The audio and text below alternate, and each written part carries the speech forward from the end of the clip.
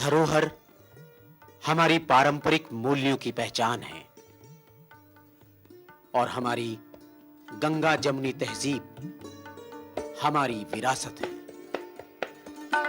नदियों के किनारे और पहाड़ों की गुफाओं में ही हमारी संस्कृतियां और परंपराएं विकसित हुईं, जो आज भी प्रवाहवान हैं।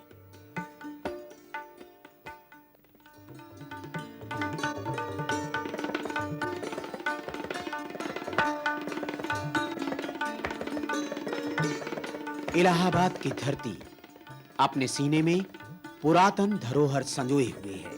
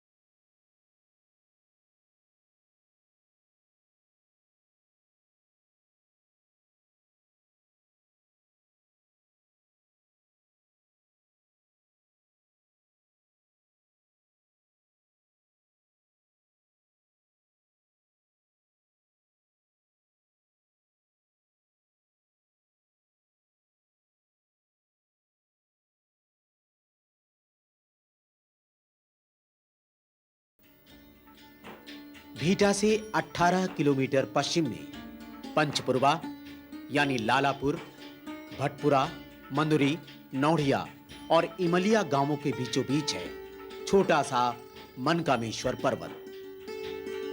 हरी भरी जीवन रक्षक वनौषधियों से आच्छादित इस पर्वत की गुफा में हजारों साल पुरातन भगवान मनकामेश्वर की विशाल मूर्ति अपनी पवित्रता और भव्यता को दर्शाती विराजमान है। ये मूर्ति बहुत ऐतिहासिक मूर्ति है। इनका विवरण शिवपुराण में दिया गया है कि यमुना के तट पर स्थित केदारनाथ से निकली हुई उपलिंग भूतेश मनकामेश्वर। जो लोग यदि जिस श्रद्धा भाव से आएंगे उनकी मनोकामनाएं पूरी होती है और अवश्य पूरी होगी। ये प्राकृतिक एवं ऐतिहासिक प्रसिद्ध स्थान है। अमिलिया, नौढ़िया, सिमरी, लालापुर, भटपुरा, पड़ुआ, प्रतापपुर आदि गांव है। उत्तर में यमुना जी बह रही हैं। मनकामेश्वर के दक्षिण में पर्वत, चारों तरफ पर्वत है। इधर एक नहर बह रही है, छोटी सी नहर बह रही है और पूर्व साइड में इधर रोड जा रही इलाहाबाद के लिए। चट्टानों में इतिहास के अनगिनत पन्ने छिपे जान पड़ते हैं। इस पर्वत की गुफा में हजारों साल पुरानी शिवलिंग मूर्ति है। पुरातत्ववेत्ता डॉक्टर अयोध्या प्रसाद पांडे इसकी प्राचीनता और भव्यता को व्यक्त करते हुए इस मूर्ति को लोहे का आविष्कार होने के समय से जोड़ते हैं। ये शिव जी की जो मूर्ति रखी हुई है वो बहुत प्राचीन स्थान है और वो प्री हिस्टोरिक है।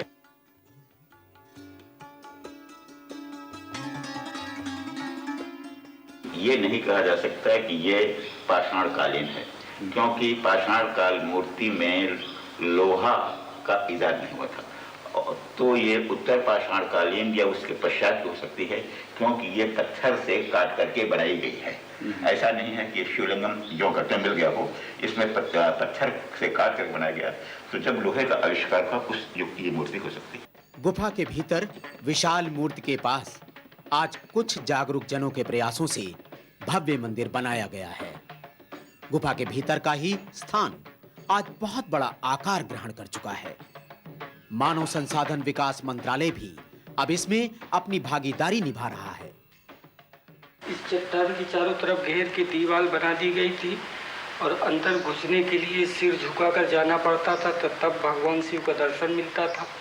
और यहाँ पे जगह बहुत थोड़ी थी, किसी तरह कोशिश करके ये जगह निकाली गई है। गुफा के अंदर जाने के लिए बिल्कुल झुक के जाना पड़ता था, आप खड़े होकर नहीं जा सकते थे, न वहाँ पे खड़े हो सकते थे। तो काफी अच्छा है और चारों तरफ इसकी कीर्ति फैल रही है। मनकामेश्वर पर्वत की इस गुफा में इतिहास और पुरातत्व से जुड़ी कलाकृतियां तो हैं ही, साथ ही वनौषधियां और कुछ चट्टानों में पाषाणकालीन चित्रकारी भी देखने को मिलती है, जो इतिहास के पन्नों में सिमटी हमारी धरोहर और विकास के कलाखंडों को भी उजागर करती हैं। इन्हें अब धूमिल होने से बचाने की जरूरत है।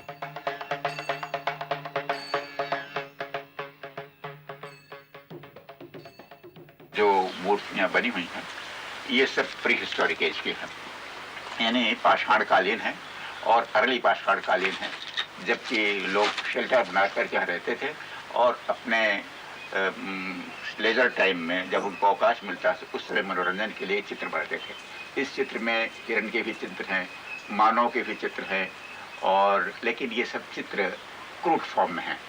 लेटर स्टेज में ये चित्र और भी इम्प्रूव हुए हैं और ये पिगमेंट से बनाए गए हैं, जो कि पानी पड़ने पर ज़्यादा चमक आ जाती है और इन पर ये फेड नहीं होते। इसमें कुछ फेड जरूर हो गए हैं, इसलिए कि ये नेचर को एक्सपोज था।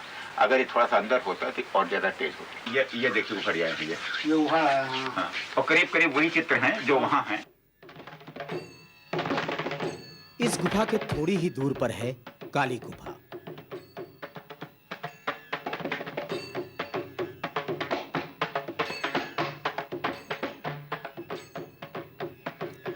काली गुफा में प्रवेश कर पाना मुश्किल है, किंतु यहां मुहाने की चट्टानों पर पाषाणकालीन चित्रकारी की भव्यता देखते ही बनती है। चट्टानों पर जो भी चित्र बने हैं सभी गेरू से बने हैं, जो पानी पड़ने पर चटक हो जाते हैं। मनकामेश्वर पर्वत के दक्षिण छोर पर लंबी मंदरिया पर्वत श्रृंखला है। यहां मंदुरी गांव के करीब एक दूसरा विशाल शिव मंदिर है, जिसके भग्नावशेष अपने जीर्णोद्धार कराने की जरूरत बताते हैं। इसके उत्तर दिशा में पवित्र सिद्धपीठ मसूरिया देवी का मंदिर है, जहां आज भी विश्वास और आस्था की परंपराएं अपनी संस्कृति की विविधता को संजोए हुए हैं।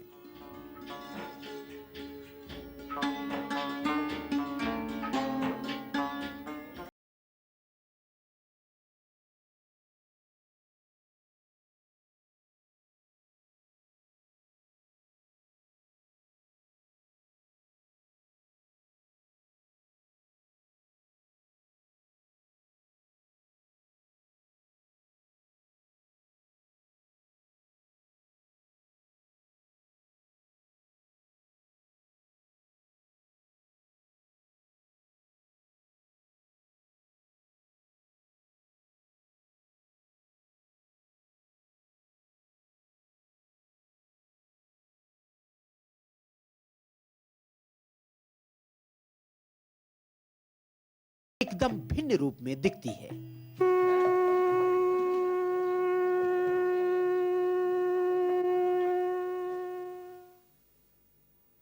चित्रकूट के घाट पर भई संतन की भीड़,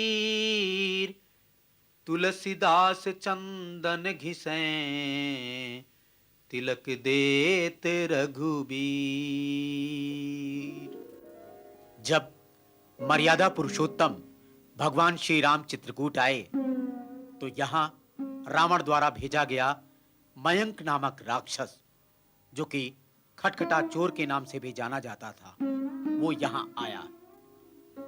माता अनसुईया जी ने सीता जी को जो वस्त्र और दिव्याभूषण दिया था, उसे लेकर ये मयंक राक्षस जब भागा तो लक्ष्मण की नजर उस पर पड़ी और सप्तविधि बाण से मारकर उसे यहां उल्टा टांग दिया, पैर ऊपर और सिर नीचे। गौर करें तो यहां जो चट्टान है उसमें मंदिर का पत्थर सफेद है, जबकि शेष भाग काला है, और यही काला भाग मयंक राक्षस का अंश है। कहते हैं लक्ष्मण जी ने सीता माता को जब उसे देखने के लिए बुलाया तो सीता जी ने वहां पहुंचते ही उसे शाप दे दिया कि दुष्ट, तूने छल किया है, चोरी की है, तू पाषाण हो जा। जो भी पापी कलयुग में यहां आएगा उसके पापों का ही तू भक्षण करेगा। इस गुफा में देव निर्मित कलाकृतियां देखते ही बनती हैं, जिनका सौंदर्य अन्यत्र कहीं भी देखने को नहीं मिलता। स्वर्ण कुट्टम रजताभ कुट्टम मणित कुट्टम मणिरत्न कुट्टम अनेक कुट्टम बहुवर्ण कुट्टम श्री चित्रकुट्टम शरणम प्रपद्ये। वास्तव में भगवान के आगमन के पहले ही देवताओं ने भावनात्मक रूप से इसका निर्माण कर दिया था। ये देव निर्मित है, ये प्राचीन है और ये प्राकृतिक है। इसमें किसी ने भी हाथ की कारीगरी नहीं बनाई है। गुप्त गोदावरी नदी का उद्गम स्थान यहीं पर है। श्री सीता कुंड, जहां माता स्नान करती थी, वो जलकुंड भी यही है। राम कथा सुंदर करतारी संशय विहग उड़ावन हारी। ये नदी नासिक से चलकर गुप्त रूप से यहां प्रकट होती है और यहीं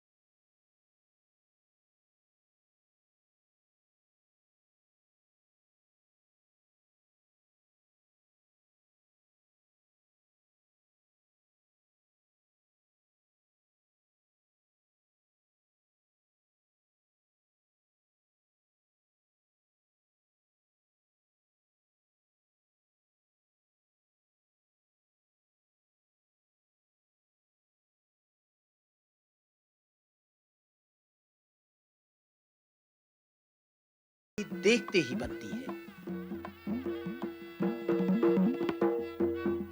यहाँ पर वनवास में भगवान जब आए थे तो उस समय यहाँ पर भील लोग रहते थे जंगल में।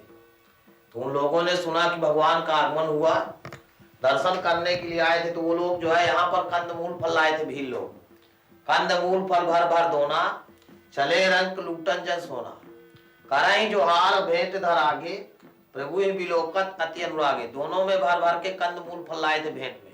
तो बाबू जंगल है, जंगल में भगवान यहाँ आए तो हम लोगों की पुरानी बस्ती थी, पुरखे लोग बस गए। यहाँ भगवान जब आए तब यहाँ सब ऋषि लोग इकट्ठा हुए। तो यहाँ जो है भील लोग ने अपना कंदमूल फल भर भर के दोनों में भगवान को भेंट दिया। और भेंट दे करके सीता जी ने, राम जी ने सब ऋषियों को बांट दिया। उसी का नाम सीता रसोई। चित्रकूट रघुनंदन छाए, समाचार सुन सुन मुनि आए। भगवान का जो है दर्शन करने आए थे महात्मा लोग। तो सीता मैया ने रसोई दिया था 5 ऋषियों को यहाँ पर कंदमूल फल से। वो जगह स्थान है ये सीता रसोई। 5 ऋषियों को जो है यहाँ पर भोजन कराया था वनवास के समय में। अत्रि, अगस्त्य, तीक्ष्ण, सर्वभंग, वाल्मीकि।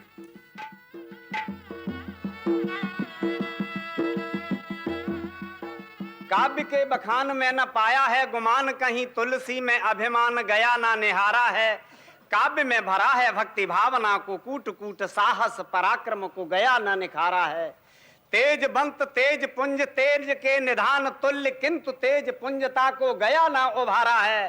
ताप न प्रताप कहीं देखा ना प्रभाव, कहीं मानस को दीनता के भाव से पखारा है। मंजुल काव्य सुधा सरसादे, भावना ये भर दे उर में, सर्वस्व स्वदेश के हेतु लुटा दे।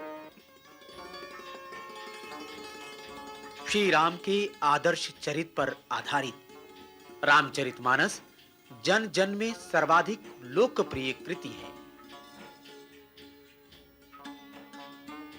रास रंजन के साथ दूर दूर तक फैली पर्वतमाला और हरा भरा वातावरण समूचे परिदृश्य को बदल देता है।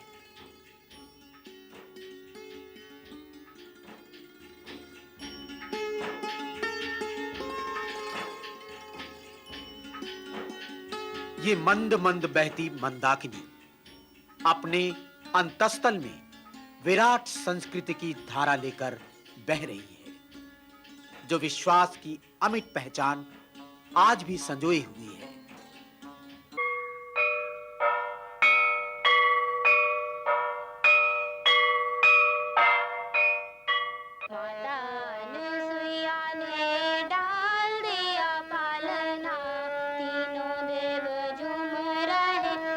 माता सती अनसुईया का आश्रम भी यही मंदाकिनी तट पर है। मान्यता है कि माता अनसुईया के सतीत्व की परीक्षा लेने ब्रह्मा, विष्णु और महेश तीनों यहाँ आए और शर्त के साथ भोजन की इच्छा प्रकट की। माता अनसुईया ने तीनों देवों को तपबल से बालक बना दिया और प्रेम से उन्हें भोजन करवाकर पालने में सुला दिया।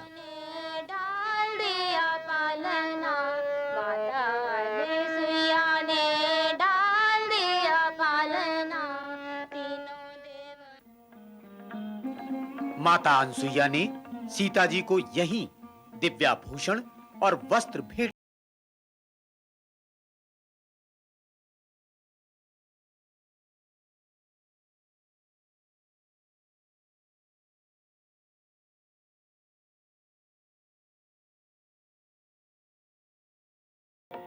मंदाकिनी की बहती जलधारा और तट पर स्फटिक शिला पर भगवान श्री राम और सीता जी के चरण चिन्हों की पवित्रता भी है। तुलसीदास जी ने लिखे हैं रामचरितमानस में अरण्य कांड में कि एक बार चुन कुसुम सुहाए, निज कर भूषण राम बनाए, सीता ही पहराए प्रभु सादर, बैठे फटक शिला पर सुंदर।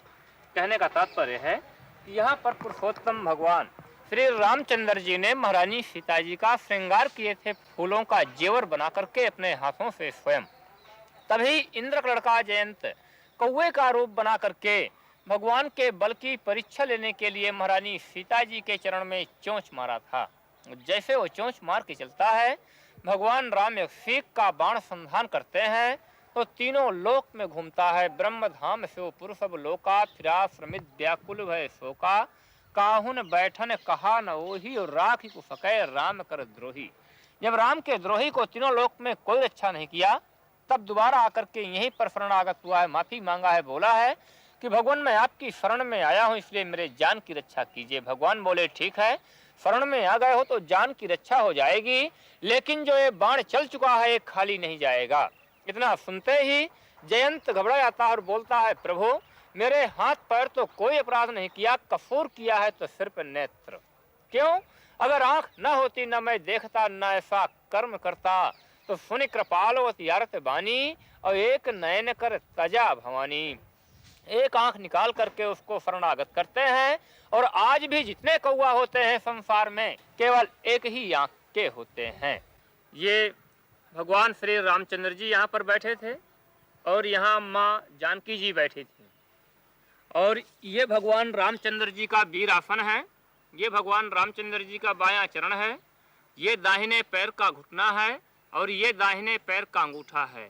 यानी ये वीर आसन का निशान है कि जब भगवान रामचंद्र जी ने जयंत को सीख का बाण मारे थे वीर आसन से। ये सीता जी का चरण है, और पीछे जयंत की आंख है, और लास्ट में कौवे का पंजा पंख है। राम को ये सीमित नहीं किया सकता। राम मानव मात्र का है, राम चराचर का है, राम प्राणी मात्र का है, राम अन्न सबका है। राम ने कभी अवतार लिया हो या न लिया हो, इसका कोई महत्व नहीं है, लेकिन राम जनजीवन में व्याप्त हैं, स्पंदित हैं जन जन में। इसलिए राम को आधार बना करके जनजीवन में बहुत बड़ा जबरदस्त परिवर्तन लाया जा सकता है। दशरथ सुत की सुरम्य रमणीय भोग, दशरथ सुत की सुरम्य रमणीय भोग, पावन धरा को आज मेरा भी प्रणाम है। पावनी पतित भूमि मुनि अत्र जी की है ये, सती अनुसुईया को मेरा भी प्रणाम है। हनुमत तुलसी थे प्यारे रघुनंदन के, कोट कोट आज उन्हें मेरा भी प्रणाम है। जब अनेक भाषाओं के होते हुए, अनेक धर्मों के होते हुए, अनेक जातियों के होते हुए, अनेक विश्वासों के होते हुए, धर्म में जो विभिन्नताएं हैं उन सब को सम्मिलित एक रूप में देखा जाता है समाज के, तब उस स्थिति का नाम होता है संस्कृति। जहाँ तक संस्कृति का सवाल है तो वहाँ मेरी संस्कृति हमेशा भारतीय है और भारतीय रहेगी। इसके प्रति हमें जीना है और इसी धरती पर इसी संस्कृति की रक्षा के लिए हमें मरना है। और श्री रामचंद्र जी महाराज इस संस्कृति की थाती हैं, अतः उनसे प्रेम करना मेरा कर्तव्य है। राम और कृष्ण हिंदुस्तान में ही नहीं, हिंदुस्तान में तो आप देखते हैं हमारे राम उत्तर से दक्षिण की ओर देखकर खड़े हुए हैं, उत्तर और दक्षिण को मिलाते हैं, उत्तर और दक्षिण का सेतु बंधन करते हैं, ये हम राम को देखते हैं। और उधर पूरब से और पश्चिम की ओर देखते हैं, कृष्ण देखते हुए खड़े हुए हैं। तो ये युग नायक, ये युग पुरुष हिंदुस्तान को अनादिकाल से एक सूत्र में बांधते हुए चले आ रहे हैं। राम राम राम राम तुम जपते रहो, एक दिन राममय तुम हो जाओगे। ये मन से जब तेरो ओ मेरो मिटे ओ दिखे सब में प्रभु रूप सलोनो। सुचि कर्म करे जग के ही तुम्हें ते ही के बन जातो है लोक तो दोनों। चित्रकूट भारतीय संस्कृति और विश्वास की थाती है।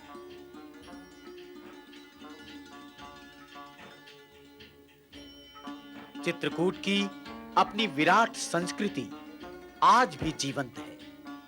यहाँ की गुफाओं में विद्यमान कलात्मक सांस्कृतिक धरोहर और पवित्रता आने वाली पीढ़ी को भी यहाँ की भव्यता के दर्शन हमेशा कराती रहेगी।